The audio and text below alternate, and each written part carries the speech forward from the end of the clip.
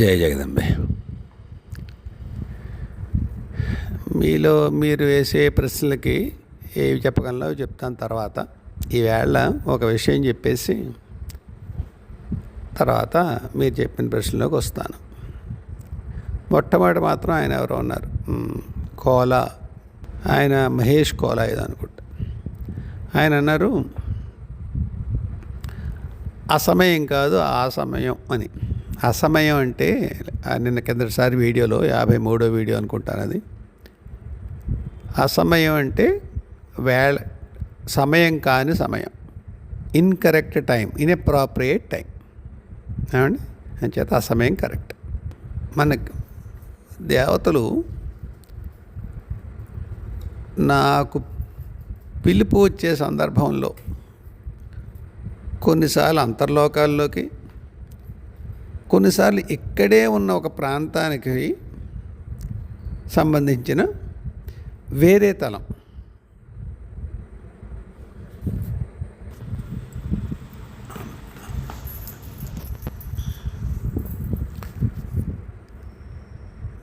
పిలవడం జరుగుతూ ఉంటుంది. ఇద్దరు చెప్పానే, గురుగాంలో ఫలానా శ్మశానం దగ్గర అంటే ఇక్కడే ఈ లోకంలోనే ఉన్న ఒక ప్రాంతం, దాని యొక్క కౌంటర్ పార్ట్ ఎథరిక్ కానీ యాస్ట్రల్ కానీ కౌంటర్ పార్ట్లో రమ్మన్నాం. కొన్నిసార్లు కైలాసానికి రా, ఫలానా చోటకి రా, ఫలానా లోకానికి రా, ఆ పిలుపులు ఉంటాయి. ఒక్కొక్కసారి నేను వెళ్ళలేని చోట నా ప్రతినిధిగా ఎవరినా పంపించమన్న సందర్భాలు ఉంటాయి. భౌతికంగా కాశీ విషయంలో అలా జరిగింది. లేదా ఇక్కడికి మా ఇంట్లోనే అక్కడ పని చేసుకుందుకు వచ్చినప్పుడు వాళ్ళ యొక్క ఉనికిని ప్రత్యేకించి తెలిపిన సందర్భాలు ఉంటాయి. ఇప్పుడు పూజ చేసుకుంటుంటే ఎప్పుడన్నా వశిష్ఠులు అరుంధతి అమ్మ వచ్చారనుకోండి, పూజ కాసేపు ఉండి వెళ్ళిపోయారు. వాళ్ళు ఏ పని మీద వచ్చారో తెలియదు. అది నేను ఇన్వాల్వ్ అయిన పని. అలాగే లోపాముద్రమ్మ అగస్త్యుల వారు వచ్చారనుకోండి, పూజ టైంలో ఆవిడొచ్చి పూజ చేసిన సందర్భం ఉంటుంది. అలా కూడా కాదు, వాళ్ళు పని చేసుకుంటూ ఉంటారు. వాళ్ళకి ఇబ్బంది ఏమన్నా కలిగితే, అరే బాబు ఈ ఇబ్బంది ఉంది, ఇది జరగకుండా చూడు, మా పని గడ్డి లేకుండా. మీకు ఒకసారి చెప్పాను, నిరాహార యోగిని అని చెప్పి యూట్యూబ్లో ఒకసారి ఇతను రవిశాస్త్రి అని ఆయన ఒక ఇంటర్వ్యూలు చేస్తూ ఉంటాడు, ఆధ్యాత్మిక ఇంటర్వ్యూలు. ఆయన దాంట్లో ఈ నిరాహార యోగిని అనే అమ్మగారి గురించి చెప్పారు, రమా జయంతి గారు అని. ఆవిడ ఇప్పుడు ఉన్నారో మరి కాలం చేశారో. ఆవిడ అలాగే చెప్పేవారు, రకరకాల మంది యోగులు మహాత్ములు వస్తూ ఉంటారు. మొదట్లో కొంత ఆసక్తి ఉండేది, ఎందుకు వచ్చారో ఏమిటో తెలుసుకోవాలి. తర్వాత వాళ్ళు వచ్చేవారు, వాళ్ళ పని వాళ్ళు చేసుకెళ్ళిపోయేవారు. నాకు చెప్పిన పని ఏదైతే ఉందో అది చేసుకుంటూ వెళ్ళేదాన్ని సమాంతరంగా. వాళ్ళు ఏం మాట్లాడేవాళ్ళు కాదు అని. అలా ఒక్కొక్కసారి మాట్లాడకుండా వాళ్ళు వచ్చే పని చేసుకెళ్ళిపోతారు, ఒక్కోసారి మన ఇన్వాల్వ్ చేస్తారు. ఒకానొక సందర్భంలో ఒక నాగసాధువు కనిపించాడు ఒక విజన్లో. మెలకువగా ఉండగానే మా గురుగారితో మాట్లాడుతూ ఉండగా కనిపించారు ఆయన. కానీ ఆయన కాలభైరుడు యొక్క ఒక రూపం. నమస్కారం పెట్టాను. ఓసారి కాశీ వస్తావురా అన్నాడు. ఈ కళ్ళతో వచ్చి ఏం చేస్తాను తండ్రి అన్నాను. సరేలే, ఎవరినైనా పంపించు నీ ప్రతినిధిగా అన్నాడు. ఉన్నాడు పెద్దనాన్నగారు అబ్బాయి, పంపించనా అన్నా. పంపించు. సరే, మా కజిన్కి ఫోన్ చేసి, వాడు బెనారస్లో పనిచేస్తూ ఉంటాడు ఒక యూనివర్సిటీలో. చెప్పాను, తమ్ముడు ఒకసారి వెళ్ళిరారా, ఇలా అని చెప్పలేదు. ఒకసారి ఇలాగా కాలభైరుడు గుడికి వెళ్ళిరా నాయన, నా తరపున దండం పెట్టరారా అని. అలాగే రానాయ అన్నాడు. వాడు కుదరలేదు. ఒక 3-4 వారాలు వాడికి ఫోన్ చేశారా, తమ్ముడు వెళ్తాను, నాకు కొద్దిగా పనిగా ఉంటుందిరా, వెళ్తాను. హఠాత్తుగా రోజుని వాడు ఒక మెడికల్ కాలేజీలో పనిచేస్తాడు, ఒక డీన్ దగ్గర. ఆయన పిఏఓ అసిస్టెంట్ ఏదో సంథింగ్ లేదు, వీడు స్టెనో. ఒక ఆయన అతను వచ్చి, మీరు ఫల్నా కదండి అన్నాడు. ఇది జరిగి చాలా ఏళ్ళు అయింది అనుకోండి. వాడు రిటైర్ అయ్యి బయటకు కూడా వెళ్ళిపోయాడు మా తమ్ముడు. సరే మొత్తానికి "ఆ, మీరు ఫలానా కదా?" "అవునండి, మీ గురించి విన్నాను, సహాయం చేస్తారు కదా, నేను ఇలా అందులో మహంత్గా ఉన్నాను, కాలభైరవుడి గుళ్ళు. ఏదో అనారోగ్యం వచ్చింది, మందులు చాలా పెద్ద మొత్తంలో ఖర్చు అయ్యేలా ఉన్నాయి, 60,000-70,000 అయ్యేట్టుగా ఉన్నాయి. మీరు చెబితే తక్కువకి వస్తాయట కదా మందులు, మీరు ఏమైనా సహాయం చేస్తారా?" వీడు వాళ్ళ బాస్ దగ్గర తీసుకెళ్ళాడు. ఆయన దానికి ఆల్టర్నేటివ్గా మెడిసిన్స్ చెప్పారు. అది నిజంగానే బాగా తక్కువగా 10% కూడా అయ్యేయో లేవో అలాంటివో మెడిసిన్స్ రాశారు. ఆయన మరి జనరిక్ మెడిసిన్స్ రాశారో ఏం రాశారో తెలియదు. వీడే కొంత హెల్ప్ చేసినట్టున్నాడు ఆయనకి. మొత్తం ఆయన మందులు పట్టుకెళ్ళారు. ఆయన ఇలా నా నెంబర్ తీసుకోండి అని చెప్పి నెంబర్ ఇచ్చారు, వెళ్ళారు. వీడు అన్నయ్య గారు ఇన్నిసార్లు చెప్తున్నాడు కదా, ఒకసారి వెళ్ళొద్దానికి ఒక ఆదివారం నాడు వెళ్ళాడు కాలభైరవుడి గుడికి. పార్కింగ్ లాట్లో ఈయన ఒక స్కూటర్ దగ్గర నుంచి ఉన్నారు ఈ మహంత్. వీడు చూడగానే "మీరు పలానా వారు కదా, నాకు కనిపించారు, హెల్ప్ చేశారు మెడికల్ కాలేజీలో." "అవునండి, నేను ఎవరి కోసం ఎదురు చూస్తున్నానండి, ఆయన రాలేదు. సరే మీరు వచ్చారు, మీరు నాకు చాలా సహాయం చేశారు, కాలభైరవుడి గుడికే వచ్చారా ఇప్పుడు?" "అవునండి." "రండి, నేనే కదా మహంతుని, మీకు దగ్గరుండి దర్శనం చేయిస్తాను." వీడిని గర్భగుడిలోకి తీసుకెళ్ళి, మీరు కాశీ వెళ్ళుంటే మీకు తెలుస్తుంది, గుళ్ళోకి వెళ్ళనివ్వరు, లోపల గుళ్ళో విగ్రహం ఉన్న చోటికి వెళ్ళనివ్వరు. ఆ గుళ్ళో వీడికి చుట్టూ ప్రదక్షిణ చేయించి, గర్భగుళ్ళో కాలభైరవుడి విగ్రహాన్ని చుట్టూ ప్రదక్షిణ చేయించి వీడి చేత హారతి ఇప్పించారు. మహదానందపడ్డాడు. "మీరు ఇంత సాయం చేశారండి, ఇంత మాత్రం చేయనా?" అన్నాడు ఆ మహంతు. అయిపోయింది, వచ్చేసాడు. తర్వాత వాడు నాకు ఫోన్ చేసి, "అన్నయ్య వెళ్ళొచ్చాను రా, ఇలా జరిగింది, విచిత్రంగా ఉందిరా, అసలు ఇన్నేళ్ళు 20 ఏళ్ళ నుంచి 25 ఏళ్ళు 30 ఏళ్ళ నుంచి ఉన్నాను ఇక్కడ, నేను ఎప్పుడూ ఇలా జరగలేదురా దర్శనం." తర్వాత గురువుగారిని అడిగాను, "ఎందుకు ఈయన ఇలా చేయించాడు కాలభైరవుడు?" "ఒకానొక పనికి మీతో కనెక్టివిటీ అవసరం, మీ ప్రతినిధిని కూడా మీరుగా అప్పుడు భావించేటువంటి ఒక ప్రక్రియ ఉంటుంది, దానివల్ల ఆయన పని జరిగిపోయింది, ఆయన చేయదలుచుకున్న పని అయిపోయింది. అంచేత మిమ్మల్ని పిలిచి మరీ చేయించుకున్నాడు. సరే మీ కజిన్ వెళ్ళాడు కదా, పని అయిపోయిందిలేండి. మీకు గుర్తుంటే కిందటి వీడియోలో కావాలి చెప్పాను నేను, వాళ్ళు అసలు దాని సందర్భం ఉన్నట్టుగా, దాంతో వాళ్ళకి సంబంధం ఉన్నట్టుగా ఏమీ కనిపించిన కొందరు వ్యక్తులు ఆధ్యాత్మికతల్లో ఉపయోగిస్తారు. మా తమ్ముడు యజ్ఞాలు అవి చేస్తాడు, అక్కడ మిగతా క్రతువుల్లో పాల్గొంటాడు, నిజమే. ప్రత్యేకించి ఇలాగా దేవతలు మాట్లాడడం వీటిలో అంత పెద్దగా రుచి ఉన్నవాడు కాదు. ప్రత్యక్షత సేవల్లోనే దేంట్లో ఉంటాడు. కానీ నా బంధువు నాకు పిలుపు వచ్చింది, నేను వాడిని రిక్వెస్ట్ చేశాను, కాబట్టి మరి నా సూక్ష్మ శరీరం కూడా వాడితో వెళ్తుందా నాకు తెలియదు. గురువుగారు ఏం చెప్పారు, కొందరు సత్సంగీలు ఇక్కడ వచ్చినప్పుడు ఎప్పుడో కాని రాని వాళ్ళు,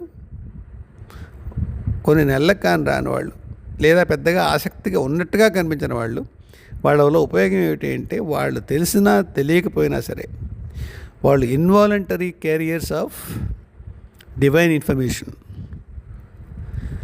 వాళ్ళకి తెలియకుండానే అసంకల్పితంగానే ఒక దైవీ సంకల్పాన్ని వాళ్ళు క్యారీ చేసి ఎక్కడ దాన్ని వ్యాప్తం చేయాలో వాళ్ళకి తెలియకుండానే వాళ్ళు వ్యాప్తం చేస్తారు అని చెప్పారు. ఇది అలాంటి ఒక ఉదాహరణ. ఇక రెండో ఉదాహరణ చెప్పాను.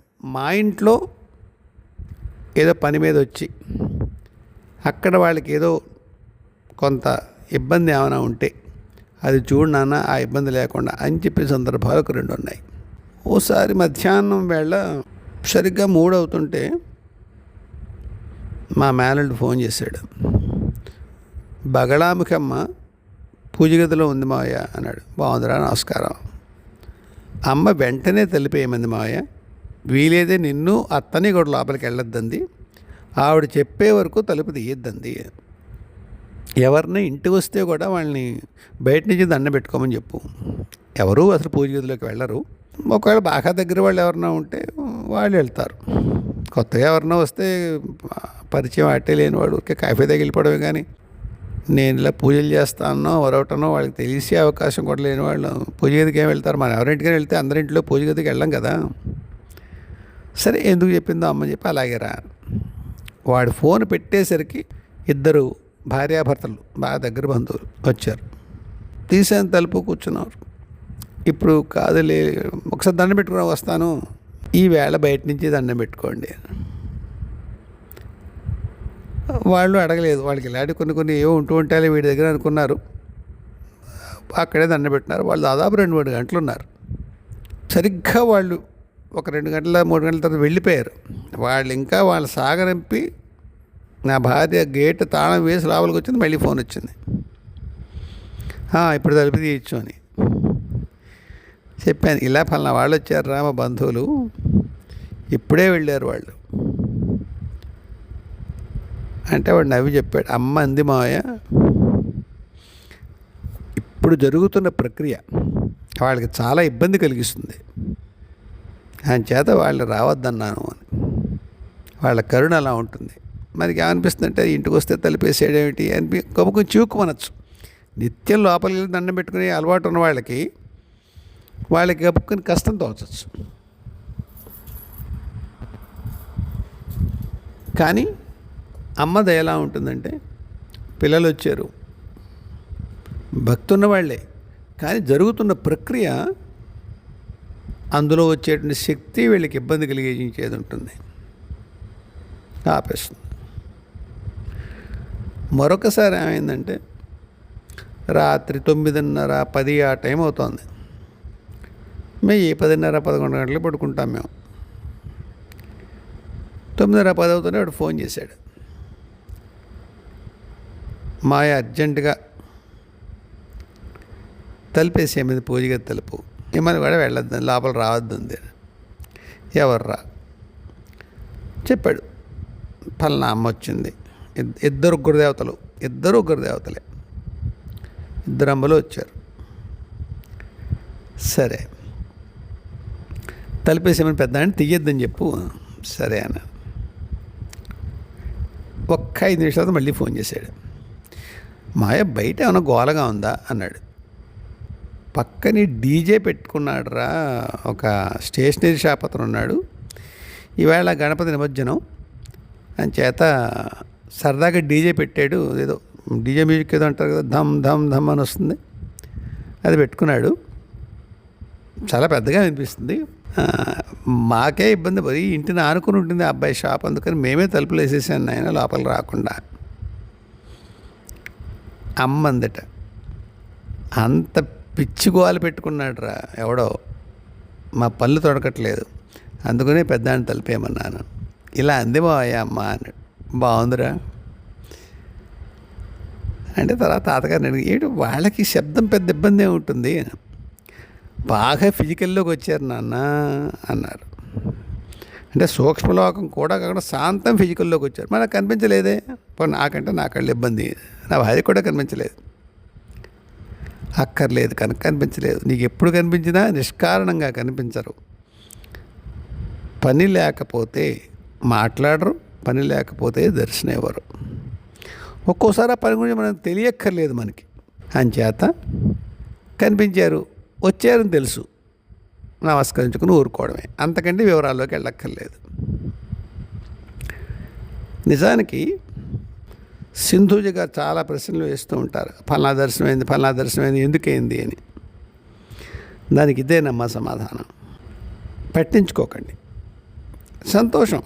ఎస్ కనిపించింది, మరొకటి ఏదో కనిపించింది, ఇంకో అక్షరాలు కనిపించాయి, దేవతలు కనిపించారు, నమస్కారం పెట్టి కూరుకోండి.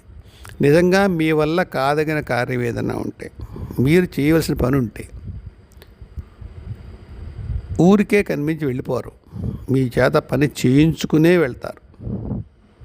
కాబట్టి ఎక్కువ దాని గురించి వరి అవ్వకండి సింధూజీ గారు. మీకు చాలా దర్శనాలు అవుతూ ఉంటాయి కదా, ఆనందంగా ఉండండి, హాయిగా ఉండండి, జరిగేవి జరగనివ్వండి. ఇంకా కొన్ని ప్రశ్నల్లోకి వస్తే గాయత్రి గారు అడుగుతుంటారు, అమ్మ మీకు ఒక్క ప్రార్థన నాది. మీరు శివానందమూర్తి గారి దగ్గర ఉన్నారు, మీకు విషయాలు తెలుసు, తెలిసిన విషయాన్ని మళ్ళీ మీ అభిప్రాయం చెప్పండి, దాని గురించి వివరించండి అని అడగద్దమ్మా. ఫ్రీ విల్ గురించి మీకు బాగానే తెలుసు. మీకు రాసిన దాంట్లో మీకు బాగానే సమాచారం, థియరీ, మరి మీరు ప్రాక్టీస్లో పెడతారో నాకు తెలియదు, మీకు థియరీ బాగా తెలుసు. కాబట్టి విశేషమైన ఏమైనా అనుభవానికి సంబంధించింది ఉంటే మీరు అడిగితే నేను చెప్పగలిగే సమర్థుడిని అయితే చెప్తాను. ఊరికే థియరీ వద్దులేండి అమ్మా, అవసరం లేదు. అలాగే ఎవరో అడిగారు, గ్రీక్ గాడ్స్ ఉన్నారా? ఉన్నారేమోనండి, తెలియదు, నేను ఎప్పుడు చూడలేదు. ఈ ప్రశ్న వల్ల ఏ ఉపయోగం ఉండదు బాబు. మీకు ఏ దైవం ఉన్నాడో ఆ దైవాన్ని ఎప్పటికైనా సాక్షాత్కారం చేసుకునే ప్రయత్నం చేయండి. Just for the heck of it తెలుసుకోవడంలో ఉండదు. అలాగే ఒక ఆయన అడిగారు, సృష్టి ఎలా ఉంది కదా, ఒకనాటికి అన్నీ తెలిసిన తర్వాత విసుగు వచ్చేస్తుంది సృష్టి అంటే, ఇక్కడ ఉండి ప్రయోజనం ఏమిటనిపిస్తుంది. అలా ఉండదండి, అంత సులువు కాదు. మాయ అంత సులువు కాదు, అంత అతిక్రమించజాలినటువంటి మాయ కాదు. కృష్ణస్వామి ఎప్పుడో చెప్పాడు, మాయ దురత్యయ అని. ఆయన మాయ ఎంత దాటగలిగింది ఏం కాదు. మనకు అలా అనిపిస్తుంది. ఈ సృష్టికి అర్థం ఏమిటి? నాదొక్కటే ప్రార్థన, ఈ ప్రశ్న మీకు తెలుసుకోవడం కంటే ముందు మీరు ఆ స్థితికి వెళ్ళండి. ఆ స్థితికి వెళ్ళిన తర్వాత మీ సందేహాలు వాటంతరవే పటాపంచలవుతాయి. మీరు చెప్పిన స్థితి ఏమిటంటే, ఈ సృష్టిని దాటేసి అయ్యో అమ్మో కూడా తెలియనటువంటి ఒక మహాశక్తిని మనం చేరుకున్న రోజుని, అంటే వ్యక్త సృష్టి దాటేసి అవ్యక్తంలోకి మనం వెళ్ళిపోయినప్పుడు, అప్పుడు ఏమిటి అని అడుగుతున్నారు. మీ ప్రశ్నకు అర్థం ఏమిటంటే, అవ్యక్త స్థితిలోకి వెళ్ళిపోయి బియాండ్ జెండర్ ఉండేటువంటి ఆ మహాశక్తి ఏదైతే ఉందో, ఎందుకంటే ఇక్కడ జెండర్ ఉంది మన భూమి మీద. మన విశ్వం అంతా ఉండే మిగతా గ్రహాల్లో జెండర్స్ ఉన్నాయో లేదు తెలియదు మనకి. ఉంటే ఎన్ని రకాలు ఉన్నాయో తెలియదు. మన దగ్గర పంచభూతాలు ఉన్నాయి భూమి మీద. పంచభూతాలు కాకుండా కూడా వేరే విశ్వాల్లో, వేరే సౌరమండలాల్లోనే ఇలాంటి బేసిక్ ఎలిమెంట్స్ ఇంకా ఉన్నాయట. నాకు తెలియదు, ఉన్నాయని మాత్రమే తెలుసు, నాకు ఎవరో చెప్పారు మహాత్ములు. అవి ఏమిటి అని తెలుసుకోవడంలో ఉపయోగం ఏంటి చెప్పండి? మనం భూమి మీదే ఉన్నాం, భూమి దాటలేదు, ఇంకా భూమి పరిధిని దాటలేదు. ఇంకా మిగతా భూముల మీద, మిగతా విశ్వంలో ఉండేటువంటి భూతాలు ఏమిటి అని అడిగా అనుకోండి, దానివల్ల ఏమీ ప్రయోజనం లేదు సార్. ఒక స్థితికి వచ్చిన తర్వాత ఆ సందేహాలు, అంటే ఇందాక అని అన్నట్టుగానే వ్యక్త సృష్టిలోంచి అవ్యక్తంలోకి వెళ్ళిపోయినప్పుడు, ఆ స్థితి వచ్చినప్పుడు విసుగే పడుతుందో, బాధ్యతే కలుగుతుందో, లేదా ఇంకా దాటిని ఎవరన్నా సామాన్యులు ఉంటే వాళ్ళు ఎవరన్నా దాటించే బుద్ధి పడుతుందో, మీరు ఆ సాధన చేసి అంతవరకు వెళ్ళిన తర్వాత మీకు అక్కడికప్పుడు తెలుస్తుంది. ఇప్పుడు మీరు అంటే ఎవరన్నా ఒక కుర్రాడు ఉన్నాడు అనుకోండి, మీ దగ్గరకు వచ్చాడు, చదువుతున్నాడు, డిగ్రీ చదువుతున్నాడు, బాగా తెలివైన వాడు. ఏం చేస్తారో నాన్న, సివిల్స్కి వెళ్దాం అనుకుంటున్నాను అన్నయ్య, uncle, what ever it is. బాగుందిరా, నేను చదువుకోండి. ఇప్పుడు నేను చీఫ్ సెక్రటరీ అయిన తర్వాత ఒక పక్కని సీఎం ఒక పని చెప్తూ ఉంటాడు అనుకోండి, నాకేమో మామూలు సెంట్రల్లో యూనియన్ హోమ్ సెక్రటరీ ఫోన్ చేసి సీఎం మాట వినొద్దంటాడు అనుకోండి. ఓ పక్క సరిగ్గా మా అమ్మాయి పెళ్ళి అదే టైంలో ఉంటుంది, ఈ ఉద్యోగం వదిలేయడానికి ఉండదు, ఈయనతో సీఎంతో గొడవ పెట్టుకుని ఉండదు, అలా అని చెప్పి హోమ్ సెక్రటరీ తోటి కాదలేము. అలాంటప్పుడు ఏం చేయాలంటారు అన్నయ్య అని అడిగా అనుకోండి, మీరేం చెప్తారు? నాన్న, ఐఏఎస్ అయ్యి ఏదైనా స్టేట్ చీఫ్ సెక్రటరీ అయిన తర్వాత అలాంటి సమస్య ఉంటే అప్పుడు చూసుకుందాం లేరా, let us cross the bridge when it comes. ఎందుకురా నాన్న, ముందు ఐఏఎస్ అయిపోవచ్చు కదా అంటారు. నా ప్రార్థన కూడా అదే. థియరీ వల్ల, అంత లోతైన థియరీ వల్ల ఎక్కడో బియాండ్ గ్యాలక్టిక్ ఎగ్జిస్టెన్సెస్ ఏం జరుగుతుంది దాని గురించి ఎక్కువ వర్రీ అవ్వకండి బాబు. ఒక సాధన చేసి ఒక స్థితికి రండి, ఉపయోగం ఉంటుంది. ఆ, ఇంకొకరు ఎవరు అడిగారు నేను చాలా కాలం క్రితం, అదేమిటది, లలితా సహస్రానికి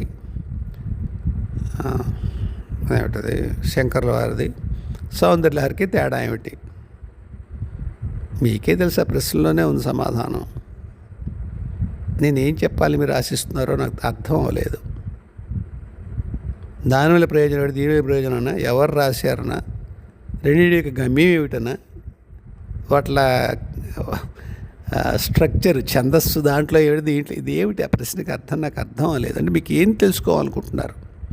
దానివల్ల మీకు ఆధ్యాత్మిక ఉపయోగం ఏమిటి? నిజంగానే శంకర్లు రాశారు, ఏదో పలానా సందర్భంలో రాశారని చెప్పాను అనుకోండి, ఎక్కడో కనుక్కో, నాకు తెలియదు, కనుక్కొని చెప్పాను అనుకోండి మీ గురించి, దానివల్ల మీకు ఏం ఉపయోగం ఉంటుంది? అలాగే ఇంకోళ్ళు అడుగుతారు, కళ్ళకి ఏమిటి వాడు, ఇదివరకు చెప్పాను చక్షుష్మతి అని, ఏం చెబుతాను అని మరి ఇంకోసారి అడిగాను అనుకోండి, కష్టంగా ఉంటుంది. మీరు నా వీడియోలు చూస్తున్నట్టయితే మీకు తెలుస్తుంది, ఏదో సందర్భంలో చెప్పే ఉంటాను నేను. ఇంటర్నెట్లో దొరికే ఏదైనా విషయం నన్ను పరీక్షించొద్దు. నీకు చదివేవో లేవో, నువ్వు వచ్చో రాదో, అది ఆ సమాచారం మీకు ఇంటర్నెట్లో దొరుకుతుంది అనుకోండి, లేదా పురాణ గ్రంథంలో దొరుకుతుంది. దయచేసి అక్కడే వెతకండి.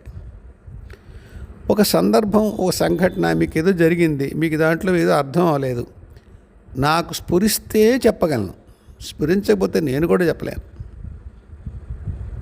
వెంగముని అలా ఎందుకు చేశాడు, ఎముకలు ఎందుకు విసిరేసాడు వెంకటేశ్వర స్వామి, అలా ఎందుకు వెళ్ళిపోయాడు వెంకటేశ్వర స్వామి, నిజంగా నాకు ఆయన ఏమీ దాని గురించి స్ఫురింప చేయలేదు. 300 అర్చన గారికి దాని వల్ల ఉపయోగం ఉండదు. దాని గురించి నొచ్చుకోవద్దు కూడా. వెంకటేశ్వర స్వామి మీద ఎముకలు వేశారు, అలా ఎందుకు వేసాడు ఆయన మనకి తెలియదు, ఆయన ఎందుకు వెళ్ళిపోయాడో తెలియదు అక్కడి నుంచి. గుర్తుపెట్టుకోండి, నిజంగానే ఆయన మహానుభావుడు అయి ఉంటే ఆ వెంగముని ఆయన ఈ ఎముకలు వేసిన దానికి, స్వామి వెళ్ళిపోయిన దానికి కూడా కారణం ఉంటుంది. నిష్కారణంగా ఆయన వెయ్యడు, ఆయన వెళ్ళడు. మహాత్ములైన వాళ్ళు ఎందుకు ఏం చేస్తారో మనకి తెలియదు. మన సాధనకి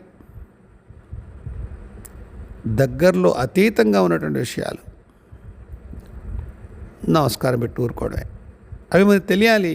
దైవం సందర్భం, సమయం చూసి తెలియజేస్తాడు. వెంగముని ఎందుకు వేసి ఉంటాడు అనేది మీ సాధనలో ఎందుకైనా ఉపయోగం ఉంటే అది మీ దగ్గరికి వచ్చే తిరుగుతున్న మార్చిన, మీరు దాని గురించి వర్రీ అవ్వకండి. దేవుడి మీద వేశాడు, దానివల్ల చాలా కళ్ళనీళ్ళ పరిమితం అయ్యాను నేను, మీకు కృష్ణుడు విష్ణుమూర్తి ఉండే ఇష్టం వల్ల మీకు అలా అనిపిస్తుందండి. కాస్త ఇమోషన్ మీరు పక్కన పెట్టి దైవానికి అది అలా జరగాలని నిర్ణయించుంటాడు అనుకోండి, మనశ్శాంతిగా ఉంటుంది, మీకు దుఃఖం రాదు. ఇంకా సత్యమైన మతాలన్నీ ఒకటే అనుకున్నాను, తర్వాత ఇప్పుడు ఇలా ఉన్నాయి, కష్టంతో వస్తుంది. ఎలా అర్థం చేసుకోవాలి దీన్ని? చెప్పాను కదమ్మా, కొన్ని సామూహిక కర్మలు చేసినప్పుడు దానికి విరుగుడు కోసం దైవమే పంపిస్తాడు. 1, 2 మన అవగాహనకి అతీతంగా కొన్ని సంఘటనలు జరుగుతాయి. నేను నిన్న అన్నానే, దాన్ని లీలగా అర్థం చేసుకోదలియాలి. ఎందుకు కొన్ని వేల ఏళ్ళు రాక్షసులు, కొన్ని వేల ఏళ్ళు దేవతలు దాని మీద స్వర్గాధిపత్యం చెలాయిస్తారు అన్నారనుకోండి, ఏం సమాధానం చెప్తారు? దీనంతటికీ పైన మహాశక్తికి అదొక ఆట, అంతే, ఊరికే ఆట. అలా చేస్తే బాగుంటుంది అంతే. మనం అనుకున్నట్టుగా రాక్షసులు అందరూ చెడ్డవాళ్ళు, దేవతలు అందరూ మంచివాళ్ళు, కాబట్టి రాక్షసులు చెడ్డవాళ్ళు అని పరమాత్మ వాళ్ళకి సాయం చేస్తాడు. ఇవి మనని అన్వయించుకుందుకే, అది తప్పని నేను అంటలేదు, మనల్ని అనునయించుకుందుకు. రాక్షసులుగా స్థితి ఇచ్చింది ఎవరు? అది పరమాత్మేగా. కాబట్టి దేవతలకు సహాయం చేసి రాక్షసులను చంపి వాళ్ళకి మళ్ళీ వాళ్ళని ఎలా పునరుద్ధరింపజేసాడు వాళ్ళ యొక్క అధికారం. అలా అనుకుంటే మనకి బాగుంటుంది. లేకపోతే భయం వేస్తుంది జీవితం అంటే. అమ్మో మనం మంచిగా ఉన్నాం, మనకైతే రక్షణ ఉండదా? అలా ఉండదు. ఉంటుంది, రక్షణ ఉంటుంది. మరి అంతకుముందు మనకి మనం మంచిగా ఉన్నా కానీ మనకు కష్టాలు కలిగాయి కదా, అప్పుడు చూడలేదా దేవుడు? వీటికంటే కొద్దిగా పైన దైవం ఎందుకు చేస్తాడో లే కానీ అనుకుని దండం పెట్టేసుకోగలిగితే ప్రశాంతంగా ఉంటుందమ్మా. ఈ మతాలు ఇలా ఎందుకు ప్రవర్తిస్తున్నాయి? అలా ప్రవర్తించాలి కనుక ప్రవర్తిస్తున్నాయి. దానివల్ల ఎవరికి కష్టం కలగాలో వాళ్ళకి కష్టం కలుగుతుంది, వాళ్ళ కర్మలు పోతాయి. ఒక సమూహానికి పోతాయి. మరి వీళ్ళు తెచ్చుకుంటున్నారు కర్మలు, వాళ్ళు పోతారు కొన్నాళ్ళ తర్వాత. ఇది చక్రనేమి క్రమం అమ్మ. చక్రం తిరుగుతున్నప్పుడు ఒక ఆకు పైకి ఒక ఆకు కిందకి వస్తూ పోతూ ఉంటుంది. పైన దాన్ని పరమాత్మ పైకి తీసుకెళ్ళాడు అనుకుంటే మరి కింద దాన్ని ఎవరు తీసుకెళ్ళారు కిందకి? దీనికి అంటకుండా పైనుండి ఒక సిస్టమ్ని మోషన్లో పెట్టేసి, అంటే ఒక కదలికలో పెట్టేసి దాన్ని చూస్తూ ఉంటాడంతే. ఎప్పుడు నా మార్పు తీసుకురావాలంటే మార్పు తీసుకొస్తాడు, లేనప్పుడు లేదు. ఇంకొకటి మీరు అడిగారు, ఆ మహాత్ముడు పైకి వెళ్ళిన తర్వాత కోపడ్డం కంటే ఇక్కడే హెచ్చరించవచ్చు కదా. అమ్మ ఒక వీడియోలో చెప్పాను చూసారా, ఒక తాంత్రికుడు గోదావరి జిల్లాలో పెద్ద రాజకీయ నాయకుడికి సహాయం చేసాడని. అప్పుడు అమ్మ అంది, ఇదే మాట అన్నానమ్మ, మీరన్న మాటే కాళెంబతో అన్నాను నేను. అయ్యో అమ్మేనా చెప్పలేదు అని. ఎంత నొచ్చుకుందో ఆవేళ. మనిషిలా మాట్లాడావు పెద్దాడా, మనిషిలా మాట్లాడేవరా. అమ్మ చెప్పకుండా ఎందుకు ఉంటుందిరా? రకరకాలు చెప్తాం, మీరు అర్థం చేసుకోరు, మీరు వినరు. మీ ప్రవాహంలో మీరు ఉంటారు, మీ అహంకృతిలో మీరు ఉంటారు అంది ఆవిడ. అలాగా అమ్మ, మహాత్ములు కూడా భూమి మీదకి వచ్చేసరికి వాళ్ళ వ్యక్తిత్వం కొంతగా ఒకలా ఉంటుందమ్మా. మనం ఒకసారి చాలా పెద్ద విశాలమైనటువంటి జనహితం చేస్తున్నాం అనుకున్నప్పుడు మనకి అంతఃస్ఫురణ కలిగినా సరే, లేదా మిగతా వాళ్ళు ఎవరన్నా స్వామి ఇలా చేస్తే ఇబ్బంది అవుతుందేమో అని చెప్పినా సరే మనకి తట్టదమ్మా. దట్టు ఆ వచ్చిన ఆయన ఒకానొక గ్రహంలోంచి వచ్చాడు. ఆ గ్రహంలో ఒక జన్మలోనే అన్ని పాఠాలు నేర్చేసుకుని సరైపోయి ముందుకెళ్ళిపోయేటువంటి పద్ధతి ఉందనుకోండి.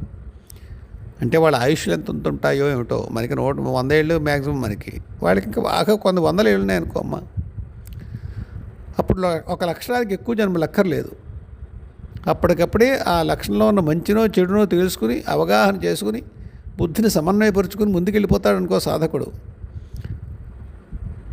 ఆ అలవాటు ఉన్నటువంటి మహాత్ముడు కిందకు వచ్చిన తర్వాత ఇక్కడ ఈ భూమి మీద కొన్ని జన్మలు తీసుకుని అర్థం చేసుకుని ఇక్కడ ఏది మంచో ఏది చెడో, ఇక్కడ వీళ్ళు దేన్ని ఎలాగ అర్థం చేసుకుంటారో తెలిసి తప్పు చేయడానికి సరి చేసుకుందుకు ఎలాంటి అవకాశాలు ఉంటాయి. ఇంత అవగాహన లేకుండా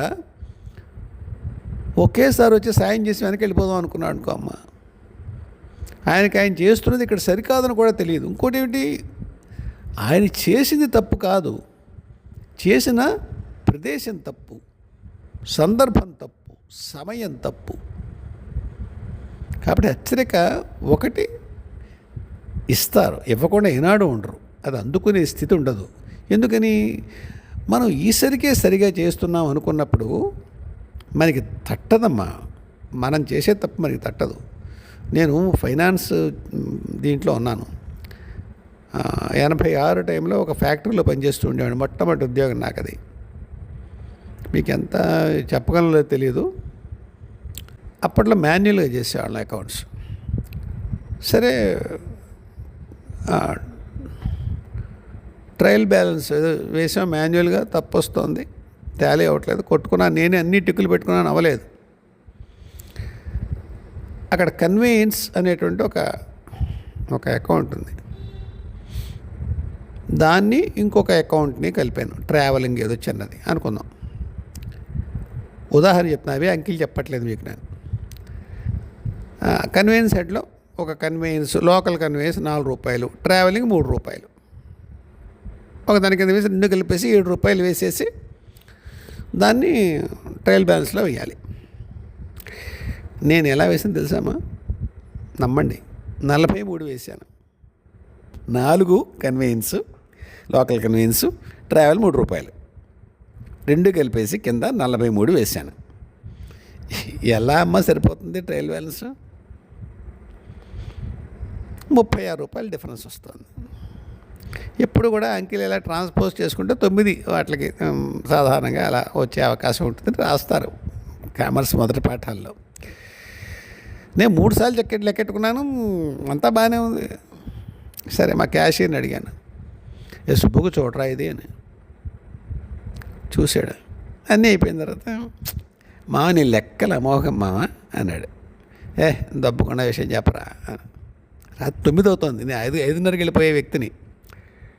అంటే జనరల్గా మనం యాడ్ చేసినప్పుడు 4-3 ఎంత వేస్తామా అన్నాడు.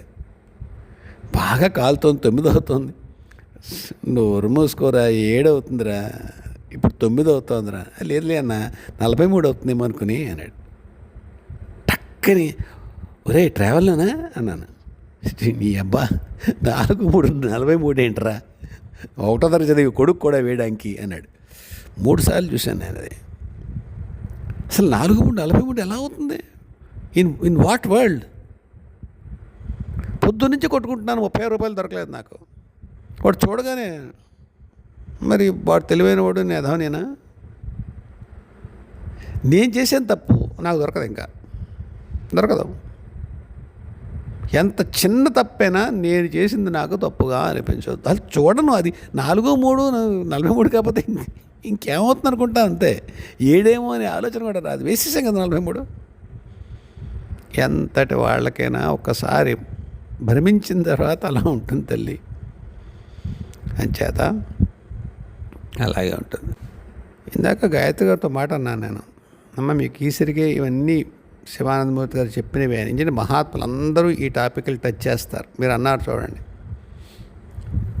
మనం హెల్ప్ ఎవరికైనా అడిగితే కానీ చేయాలా, అడగకపోతే చేయకూడదా, దానివల్ల వాళ్ళ కర్మల్లో కలగ చేసుకున్నట్టుంటాం. ఈ మాట కూడా కందుకూరి శివానందమూర్తి గారు నాకు గుర్తుండి వేదిక మేము చెప్పారమ్మా. మీరు అది విన్నారు, మీరు నా అభిప్రాయం అడుగుతున్నారు. ఏమనుకోద్దమ్మా, ఒక మహాత్ముడు చెప్పింది మళ్ళీ నాలాంటి సామాన్యుడు ఒకసారి అడిగి నేనేమంటాను ప్రయత్నం చేయకండి అమ్మా చెప్పారు ఆయన చెప్పారు. చాలామంది మహాత్ములు చెప్పారు ఇదే ప్రశ్నకి సమాధానం. మీకు చెయ్యాలనిపిస్తే చెయ్యండి సహాయం. మీరు సహాయం చెయ్యాలి అనేటువంటి మంచి బుద్ధి కారణంగా నిజంగానే వాళ్ళ కర్మల్లో మీరు ఒకవేళ వేలు పెట్టిన కారణంగా మీకేమన్నా పాపం అంటుకుంటే, ఆ దుష్కర్మ మీకు అంటుకుంటే, మీ ఉపకార బుద్ధి కారణంగా అది ఊరికే ఒక స్పర్శ మాత్రంగా శిక్ష ఉంటుంది. వేరే వాడి కర్మలో మనం వేలు పెడితే శిక్ష ఉంటుంది. కానీ మీ ఉద్దేశం ఒకటి ఉపకారం కనుక మీకేం పర్వాలేదు. మంచి చేయాలనిపిస్తే చేయండి, కానీ ఉద్ధరిద్దామనేటువంటి అహంకార భావంతో చేయకండి అని ఎంతమంది చెప్పారు. శివానందమూర్తి గారు కూడా చెప్పారు. నాకు తెలిసేటువంటి వీడియో కూడా ఉండాలి. అంచేత మీరు వినేసినవి, మీ గురువుగారి దగ్గర విన్నవి నేనేమంటానో అని ఒక్కసారి అడగండి అమ్మా దయచేసి. అది మంచి పద్ధతి కాదు. ఏం తల్లి, అలాంటి పనులు చేయకండి. Not right. మీకు ఆల్రెడీ బోల్డంత సిద్ధాంత జ్ఞానం, సైద్ధాంతిక జ్ఞానం చాలా ఉంది చక్కగా. దాన్ని ఏమైనా ప్రాక్టీస్లో పెట్టండి. ఏమో పరీక్ష పెట్టకండి. నేను పరీక్షలకి నిలబడేందుకు గొప్పవాడిని ఏం కాదు. ప్లస్ నా జ్ఞానం అంత ఎక్కువ కాదు. మహాత్ములు చెప్పిందానుగా ఉండనివ్వండి.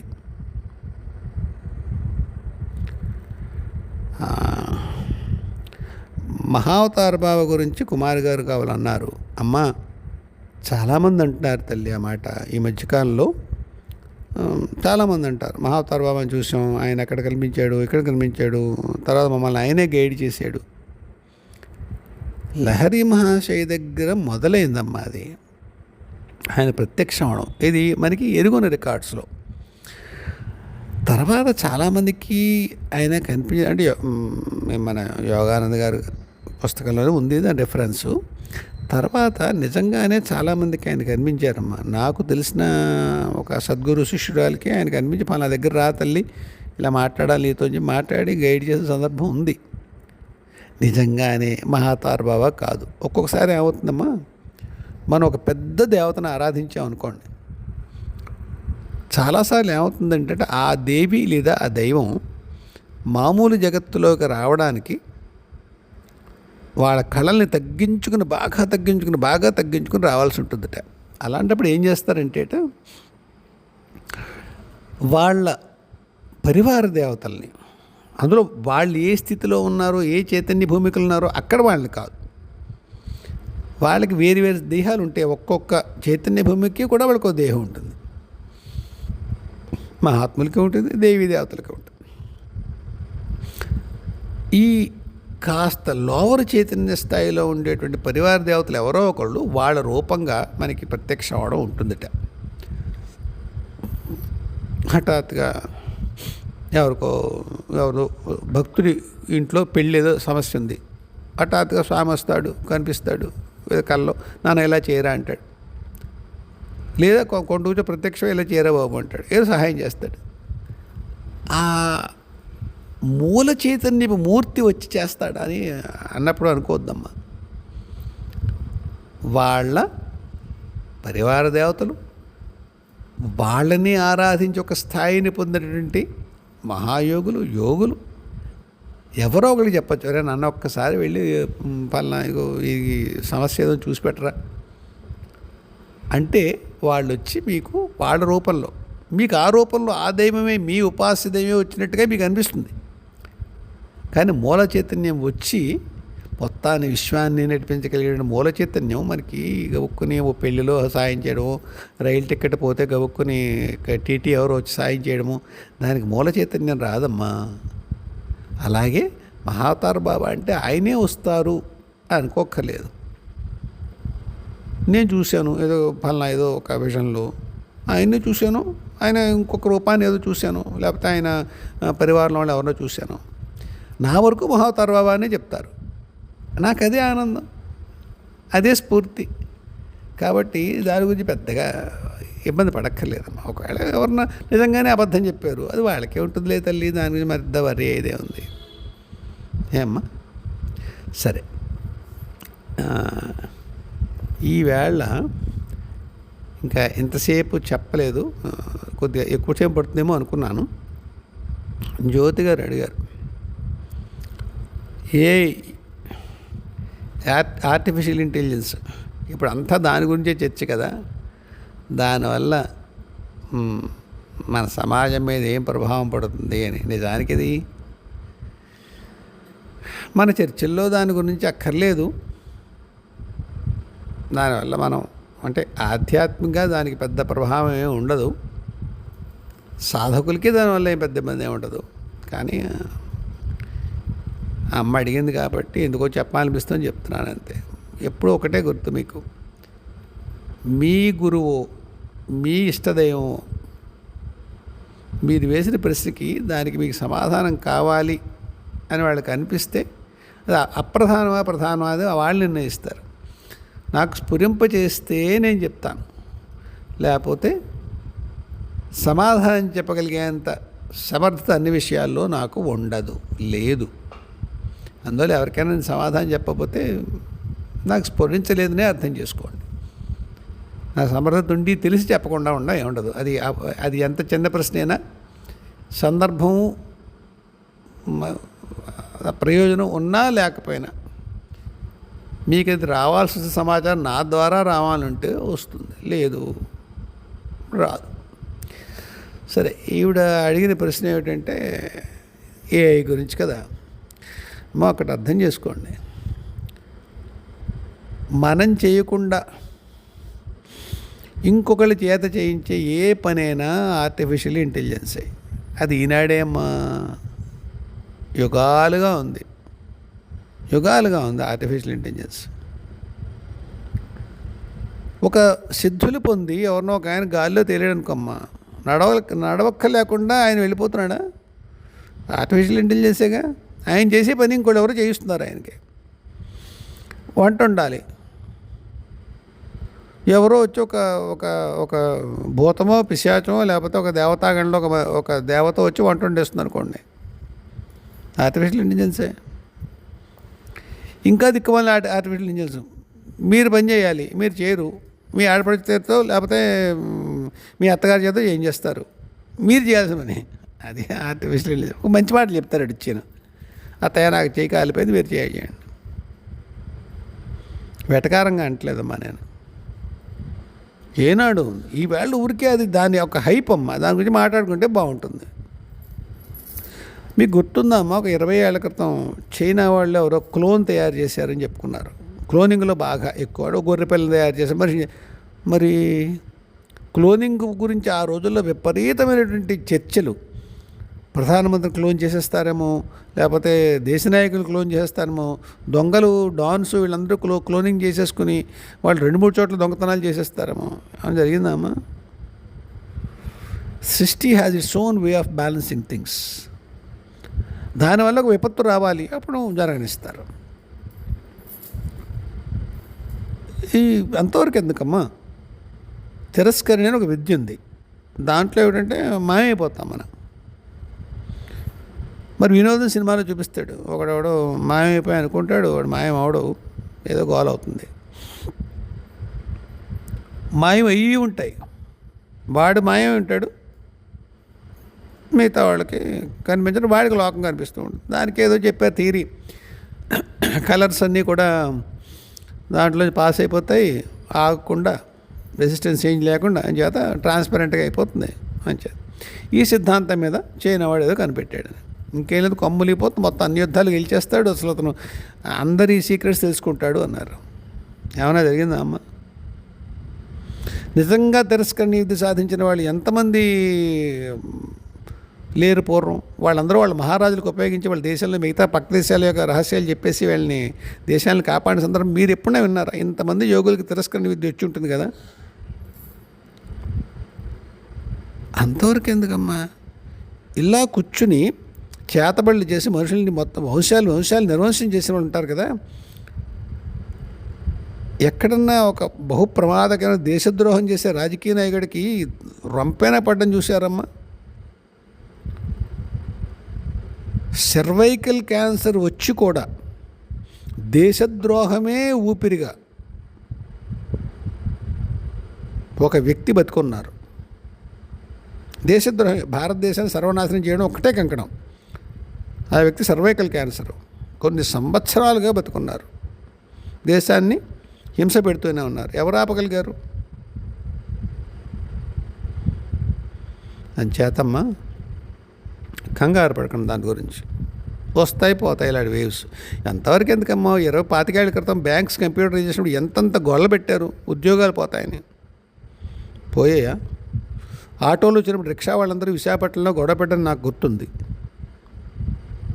ఇంకా తిళ్ళు పోతాయేమో అందరికీ, మేము అడుక్కు తినాలి అని, ఆటోలు ఆపండి రానివ్వకండి అని. రిక్షాలో వాళ్ళు ఆటోలు నేర్చుకున్నారు, లేని వాళ్ళు ఇంకో పనులోకి వెళ్ళారు. కంప్యూటరైజ్ అయిపోతే పనులు పోతాయన్నారు, లేబర్ అంతా పోతారన్నారు. మీకు గుర్తుందమ్మా, ఈ శ్రీశ్రీ పద్యం రాస్తాడు, యంత్రభూతముల కోరలు తోమి అని, కసి ఇండస్ట్రియలైజేషన్ గురించి. ఏ యంత్రాలు వస్తే మనుషులు చేసి అందరూ అడుగుతున్నారమ్మా. ఆ కార్మికులంతా ఎవరైతే చేతి పనులు వాళ్ళు ఉన్నారో వాళ్ళందరూ చచ్చిపోయారా ఆకలితో?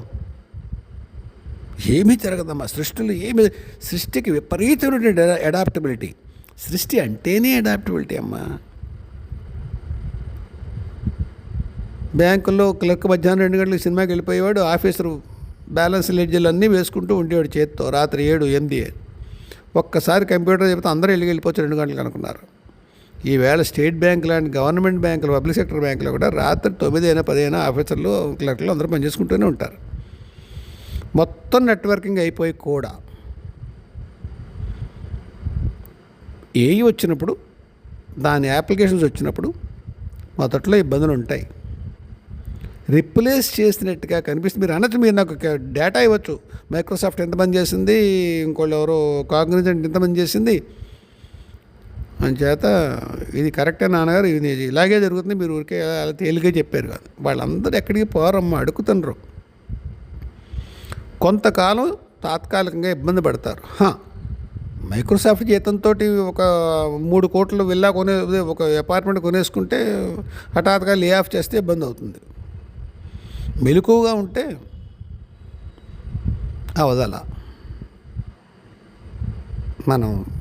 If we live in our own means without stretching ourselves or a requirement on the strength of a credit which we don't have. మీ దేశంలో క్రెడిట్ కార్డులు కథ అదే కదమ్మా.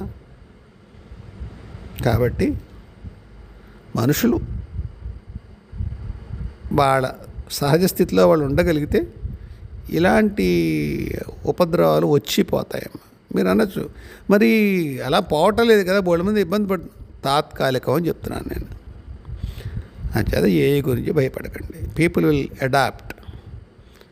అండ్ కంప్యూటర్ని ఏ విధంగా ఈ రోజుని సులువుగా ఇంటింట్లోకి వచ్చేది. ల్యాప్టాప్ 2000 సంవత్సరంలో నేను ల్యాప్టాప్ పట్టుకెళ్తుంటే financial professional using a laptop అని నవ్వుకుంటూ మా అడ్వైజర్లు ముచ్చటపడ్డారు.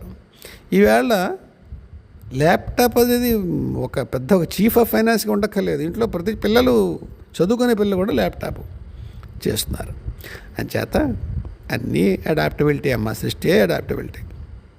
అంచేత కంగారు పడకండి. ఒక ఆవిడ ఎవరో కుర్తాళం స్వామి దగ్గర మంత్రం తీసుకున్నాను, నేను ఏ స్థితిలో ఉన్నాను.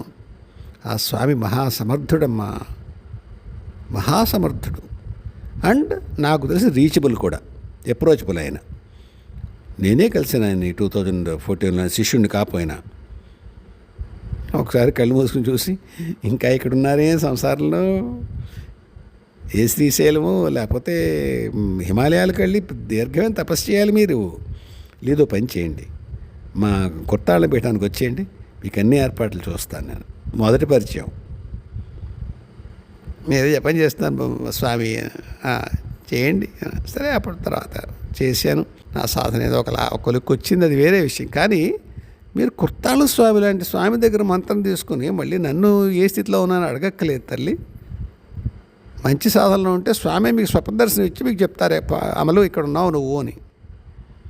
కాబట్టి ఒక మహాగురువు దగ్గర మీరు ఉన్నప్పుడు తక్కువ వాళ్ళ దగ్గరికి మీరు వెళ్ళి ఏం అడగక్కర్లేదమ్మా. వాడు ఎవడో చెప్పగలడు కదా, చెప్తే ట్రై చేద్దాం అనుకోకండి. ఎందుకు, హాయిగా మీ స్వామి ఉన్నారు, వారిని అడగండి. ఏమ్మా, ఈ వేళకి ఇంతే. మరోసారి కలుద్దాం. జయ గురుదేవ్, జయ జగదంబే, స్వస్తి.